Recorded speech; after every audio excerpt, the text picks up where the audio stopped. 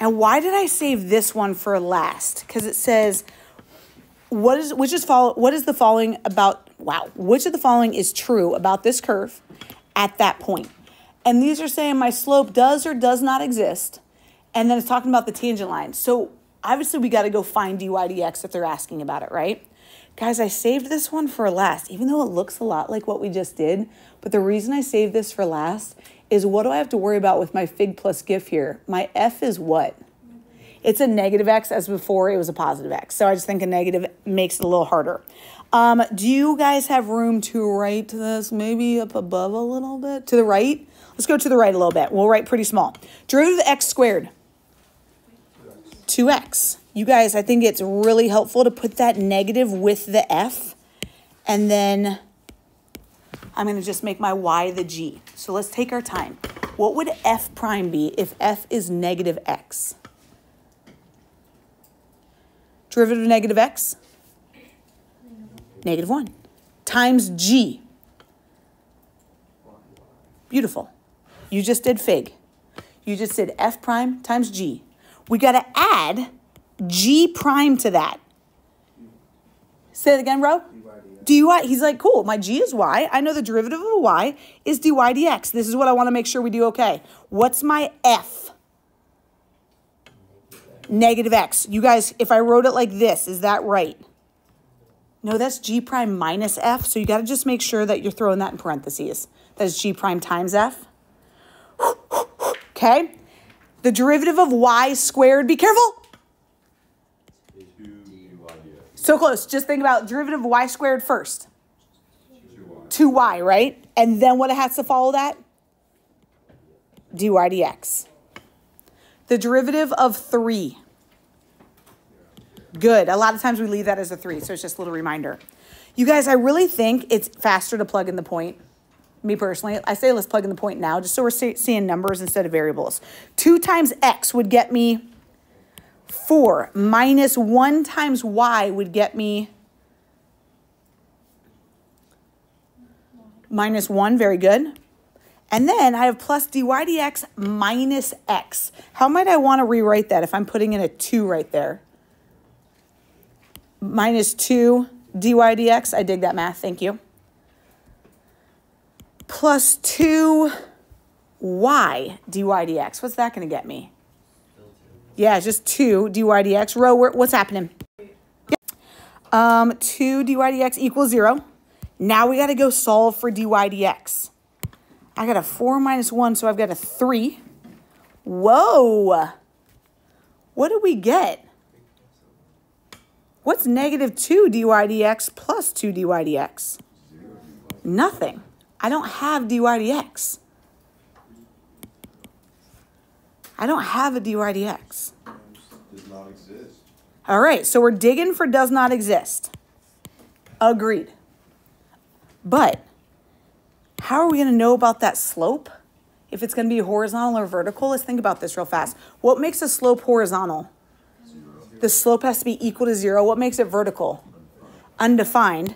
So the fact that we don't have a dy dx, I'm feeling pretty good about undefined. But let's go ahead and actually back this up. If I went back to my original and I said I had 2x minus y minus x dy dx plus 2y dy dx equals 0, right? I just went right back to this step. You got, oops, sorry. I went right back to this step. I just simplified it a smidge. What if we did get dy dx by itself? What would that look like? And again, this is not an AP question, so they're not going to ask you this part of it. But I just want to, so you can or cannot write this down. Would you be comfortable if I moved this guy over there? So I had negative 2x plus y on that side. And I had a negative x dy dx plus 2y dy dx on this side. You okay with that? All I did is I just moved this stuff over there. Yeah? Okay. Could I factor out a dy dx? And I'm left with negative x plus 2y is negative 2x plus y. So what would you guys say my dy dx is? That guy over that guy, right? I want to evaluate that at 2, 1. If I evaluate that at 2, 1.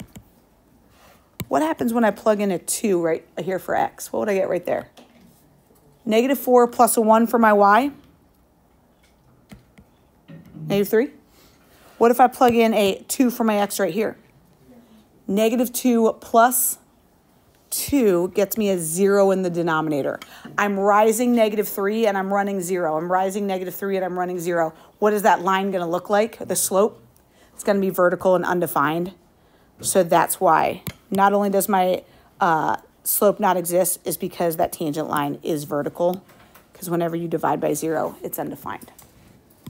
Let's start with what would be the derivative of this? What's the derivative of natural log? With me, Christian?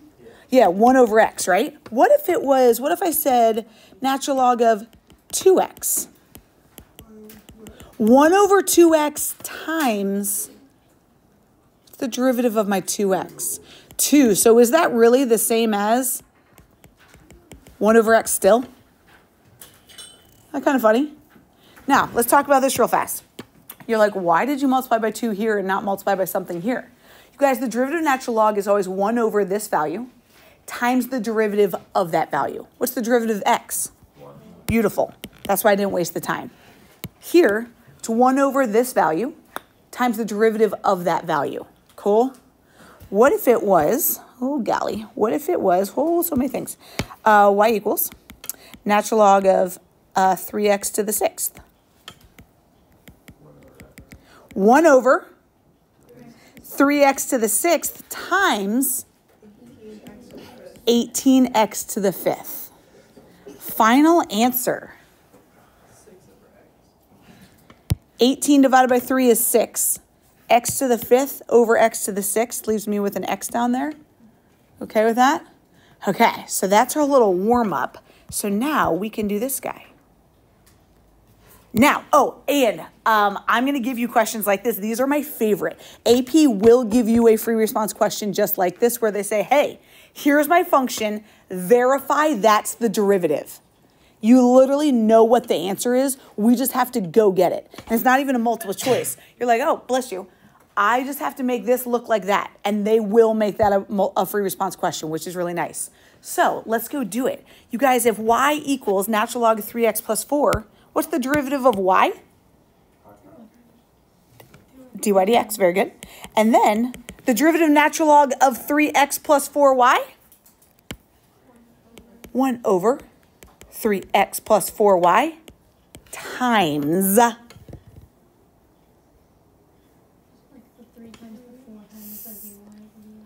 So close. Derivative of 3x. And then plus the derivative of 4y. For the derivative of the y, this is what we had started the other day, dy dx. Awesome. Here we go. Now they said verify dy dx equals this. Would it help you if we just put all this over that, just so that you see 2 less things? Would that help you? You don't have to. What could we do? We could write it like that just to help us maybe visually. That might help you see something. So dy dx equals 3 plus 4 dy dx over 3x plus 4y. Yeah, we can do this, folks. We can do it.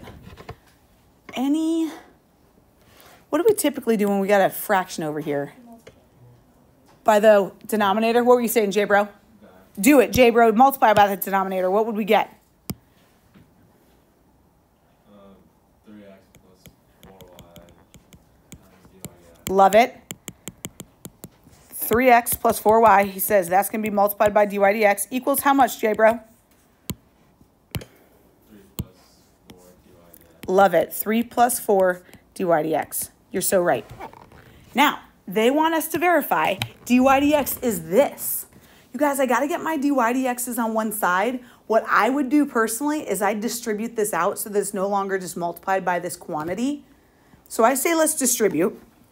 And that would get us 3x dy dx and 4y dy dx. Why couldn't you just divide dy dx? We could, but then this 3, do you want to subtract that 3 over first and then divide by it? Because here's the deal. If we divided by it, we'd have 3 plus 4 dy dx divided by dy dx. And so, no, because of the 3, since the 3 is being added to that side. It's just like if I had 5 plus 2 over 2, you agree that 7 halves, it's not going to be the same as like 5 plus 1 is 6 or anything like that because of the adding. Adding and subtracting is the biggest pain.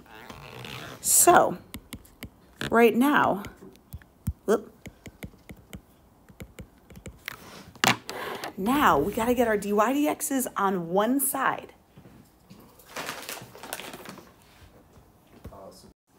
When we subtract that over, Ro, what would you do then? You know it. Now everything over there has a dy dx. 4 dy dx. And then, Ro, don't forget, this is what we're looking for. This is what our end goal is. Are you feeling pretty good that when you factored out a dy dx, Ro, what's left? 3x plus 4y minus 4. Ooh, Ro, are you feeling pretty good that you literally just spit 3x plus 4y minus 4 out your mouth? Yeah. Okay. Then, Ro, what would be our last step to get what dy dx is? 3 over all that jazz, right? You guys, this is my favorite. I love when they give us that question. Because if we didn't get that, we know we got to go back and do something. They will make that a free response question. People might revolt on this one a little bit, but we're going to be able to handle it. We can do it, people. They want to know what dy dx is. And we got a y right here. What also do we have going on? What's going on between x and y? They're being multiplied. So to take the derivative of x times y, I've got to use what rule? Product rule or fig plus gif? Is that what I think I heard people saying? Okay, let's just start one step at a time. The derivative of x squared. 2x. I dig it. I love me an x. This is one function. This is another function. Okay. We're good at the beginning of this. What is f prime? 1. What is g? G. Y. Fig, we just did fig. Plus gif. Guys, be careful. What is g prime? dy dx. Very good. Times f. X. You okay with that? Derivative of 10. 0. It's very easy to forget that derivative of 10 is 0. Okay. You guys, they said go find dy dx when x is 2. Boop, can I go plug in a 2 right there? And there? But what am I going to plug in there? You guys are getting better at that step. If x is 2, can I go plug that in right here to go get my y? Yeah. Okay, so if x is 2, we got 2 squared plus 2y equals 10. So 2y equals 6 and y is 3. Okay, you guys, my y is 3. If my x is 2, my y is 3. What's that, Mr. Richard? Here we go. My x is 2. My y is 3. We don't know what dy dx is. What are we going to multiply that by? What's my x? Cool. Guys, instead of putting in my x and my y's right now, could I have gotten dy dx by itself first? Sure. It's up to you. Sometimes I think plugging in the values helps to make it a little easier so it's less variables. It's a multiple choice. What's my 4 plus my 3 going to get me? 7 plus 2 dy dx. Are we feeling pretty good about an answer option? What are we digging? Hey!